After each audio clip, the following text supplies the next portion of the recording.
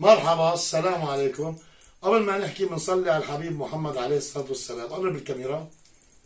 فتوران ألماني، الخام أنتيك، الأصل تمثال. الخام أنتيك، الأصل تمثال. الخراطة صار لها 5 سنين. خراطة 5 سنين.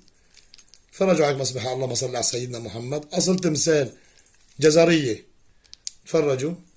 عرض الحباية 15.5 ميلي الطول، والعرض 15.5 ميلي. الطول نفس العرض.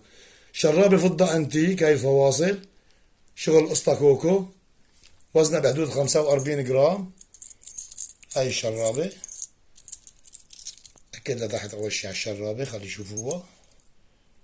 شرابة أنتيك، شايفين؟ هاي اللادا نفس الفواصل، شايفين؟ شغل قسطة كوكو أنتيك. والمسبحة الأصل تمثال. تفرجوا على المسبحة، اللهم صل على سيدنا محمد. شايفين؟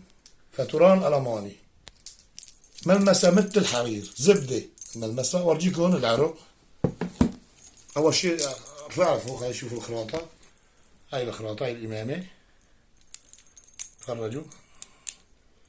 عرقها ظاهر، بس نحن راح نضويكم على العرق. ظاهر العرق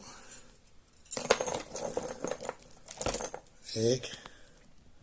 خذ من فوق، خليه يظهر على كل كويس هيك، ممتاز العرق.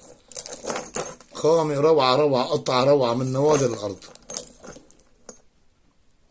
الأصل تمثال، شايفين؟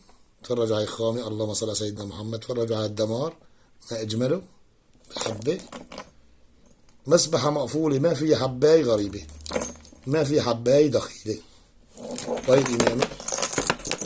تفرجوا على الإمامة، شايفين؟ اللهم صل على سيدنا محمد. قطعة روعة من نوادر الأرض. تعال جميلة، تفرجوا. اللهم صل على سيدنا محمد. أنا عارضها ب $600. حق الشرابة لحالها حقها $200.